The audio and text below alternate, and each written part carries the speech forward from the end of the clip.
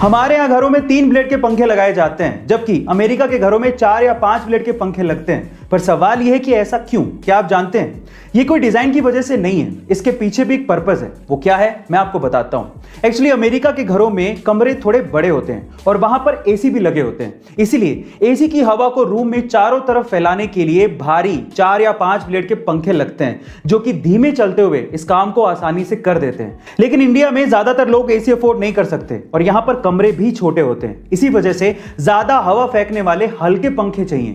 इसीलिए यहां पर 3 ब्लेड के पंखे इस्तेमाल किए जाते हैं। जब हमारा मोबाइल डिस्चार्ज होने लगता है तो हम लोग चार्जर को ढूंढने भागते हैं, लेकिन तब क्या हो जब आपको चार्जर मिले ही नहीं, या फिर आप ऐसी जगह पर हो जहां पर चार्जिंग सॉकेट हो ही नहीं, या फिर अगर इलेक्ट्रिसिटी ही ना हो तो क्या करोगे?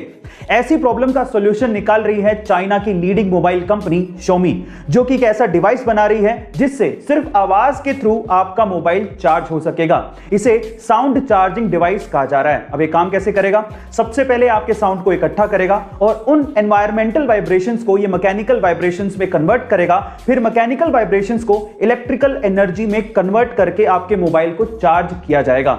अब सुनने में ये अविश्वसनीय लग रहा है, लेकिन एक्चुअली इस पे काम चल रहा है। 25 जून 2009 को the king of pop Michael Jackson की मौत हुई थी और बहुत से राज उनकी मौत के साथ ही दफन हो गए थे, और उनमें से एक राज था एंटी ग्रेविटी डांस मूव का। गाइस, 1987 में माइकल जैक्सन की एक एल्बम रिलीज हुई थी जिसका नाम था स्मूथ क्रिमिनल, और उसमें उन्होंने एंटी ग्रेविटी डांस मूव किया था, जिसमें वो 45 डिग्री तक बिना किसी सहारे के झुक जाते हैं, और वो भी अपनी बैक को सीधा रखते हुए। जब ये एल्बम रिलीज हुई थी तो लोगों को विश्वास ही नहीं हुआ, तो फिर एमजे ने यही डांस मूव एक लाइव शो में परफॉर्म करके दिखाया तो लोगों के होश उड़ गए। गाइस, बाद में बहुत से लोगों ने इसे एक ट्रिक कहा, लेकिन आज भी वो डांस मूव किसी के बस की बात नहीं है। कई लोग इतना दिमाग कैसे लगा लेते हैं समझना बेहद मुश्किल है। ऐसा ही दिमाग लगाया एक चाइनीज आदमी ने। उस बंदे ने एक फ्लाइट का फर्स्ट क्लास टिकट खरीदा जिसके साथ में वीआईपी लाउंज का एक्सेस और उसका खाना एब्सोल्युटली फ्री था।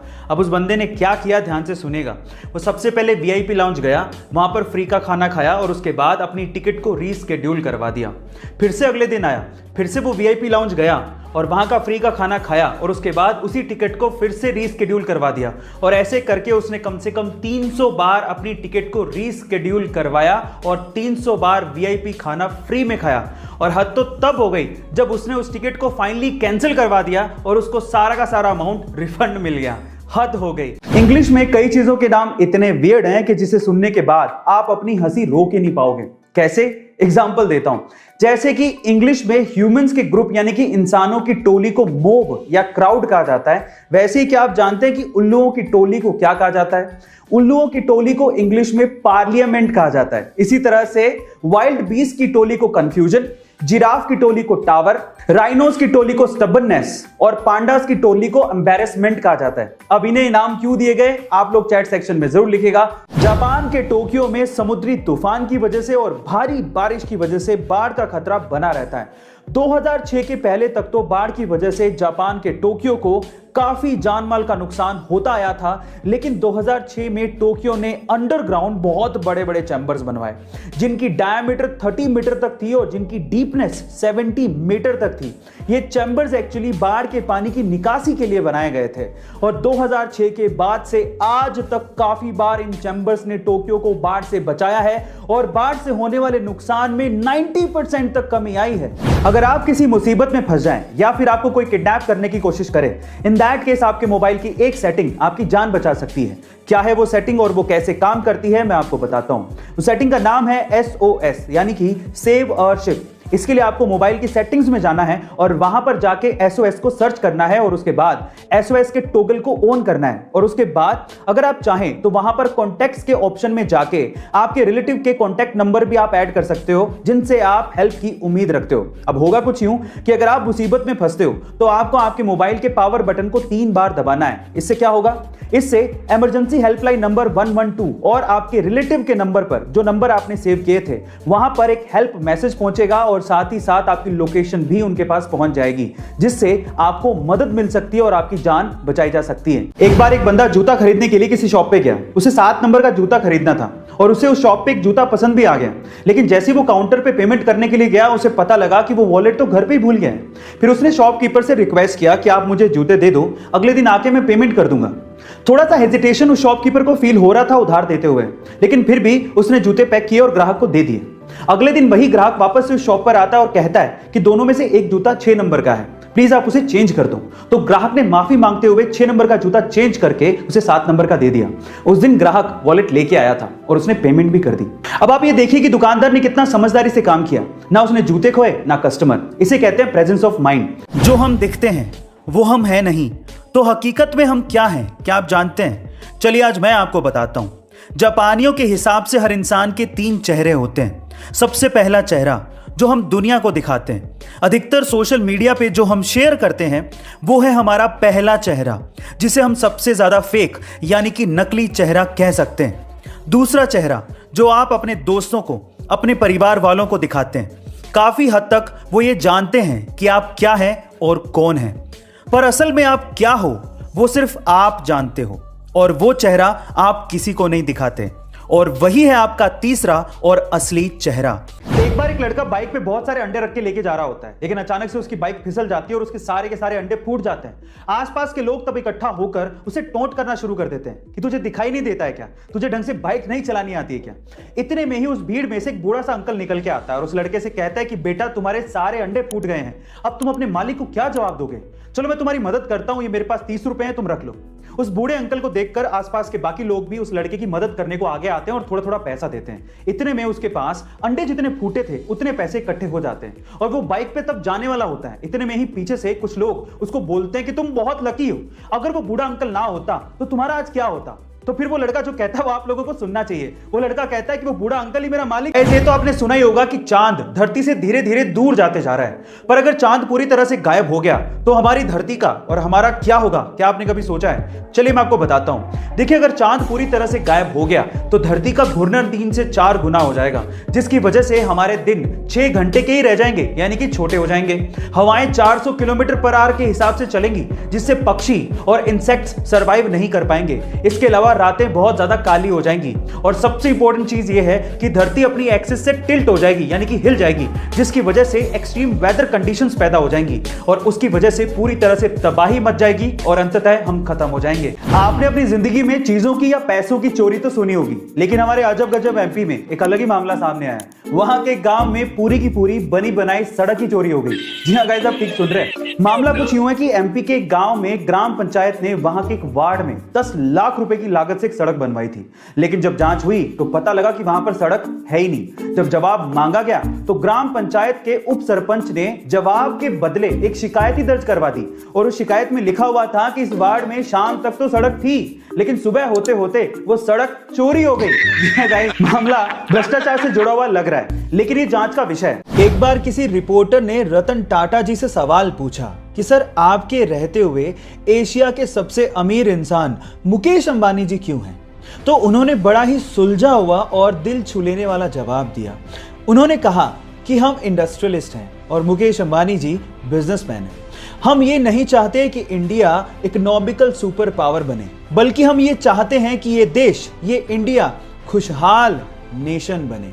और इसी सपने को पूरा करने के लिए रतन टाटा जी अपने पैसों का अधिकतर हिस्सा चैरिटी में डोनेट कर देते हैं।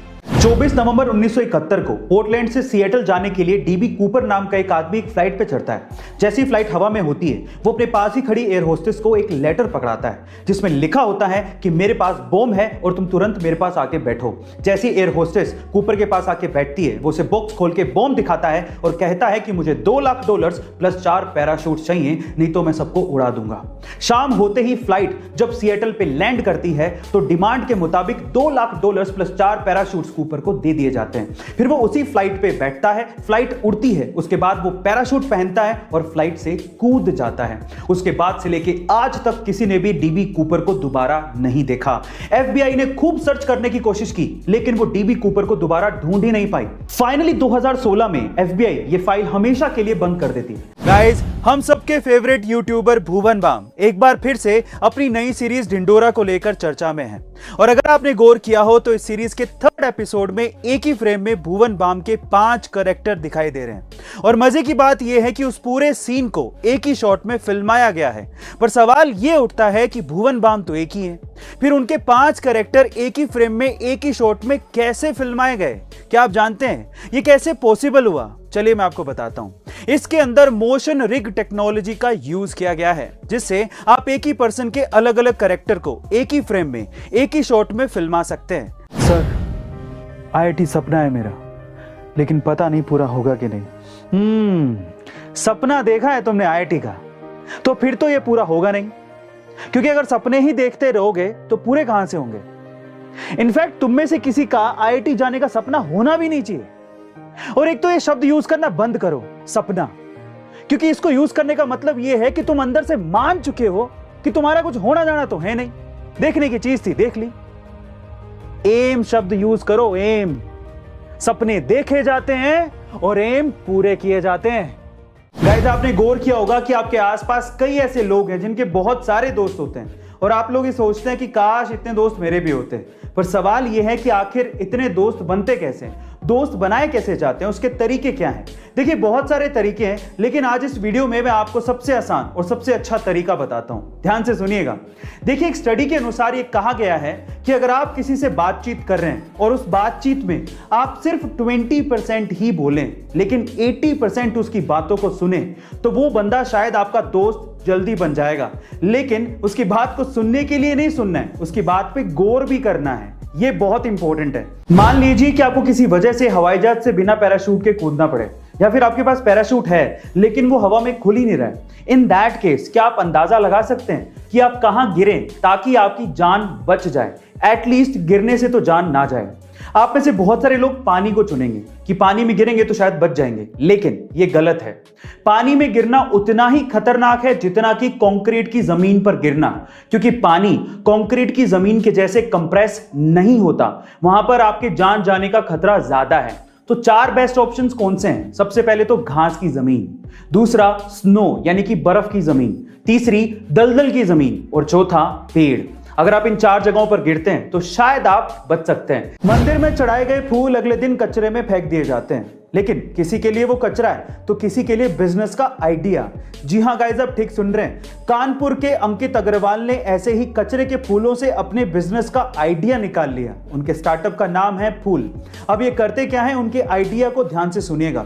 सबसे पहले तो मंदिर में चढ़ाए गए फूल जो कि अगले दिन कचरे में फेंक दिए जाते हैं, उनको ये लोग इकट्ठा करते हैं और उसके बाद उन्हें प्रोसेस करने के बाद बहुत अच्छी क्वालिटी की अगरबत्ती और धूप बत्ती बनाई जाती है। अब ये आइडिया इतना फैंटास्टिक क्यों है? क्योंकि ये 2 सॉल्यूशन देता है। पहला तो फूलों का कचरा कम हो गया है और दूसरा उसी से ही एम्प्लॉयमेंट जनरेट हो रहा है। जिम जाके डोले शोले बना के हट्टा कट्टा दिखने से कुछ नहीं होता, अंदर जान भी होनी चाहिए।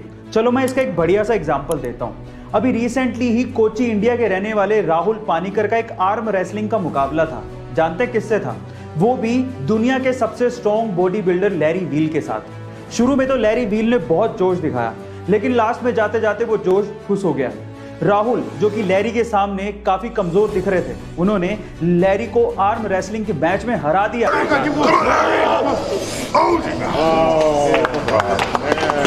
साउथ के सुपरस्टार और स्टाइलिश स्टार माने जाने वाले अल्लू अर्जुन अब सिर्फ साउथ के ही सुपरस्टार नहीं बल्कि पूरे इंडिया के सुपरस्टार बन चुके हैं, क्योंकि उनकी फिल्म पुष्पा पूरे इंडिया में रिलीज के पहले ही दिन सबसे ज्यादा कमाई करने वाली मूवी बन चुकी है। गाइस, आपकी जानकारी के लिए हम आपको बता दें कि पुष्पा ने इंडिया में पहले ही दिन 71 करोड़ रुपयों की रिकॉर्ड तोड़ कमाई की है। और गाइस, आज तक किसी भी बॉलीवुड के मेगा स्टार ने भी अपनी मूवी को इतनी बड़ी ओपनिंग नहीं दिलवाई है।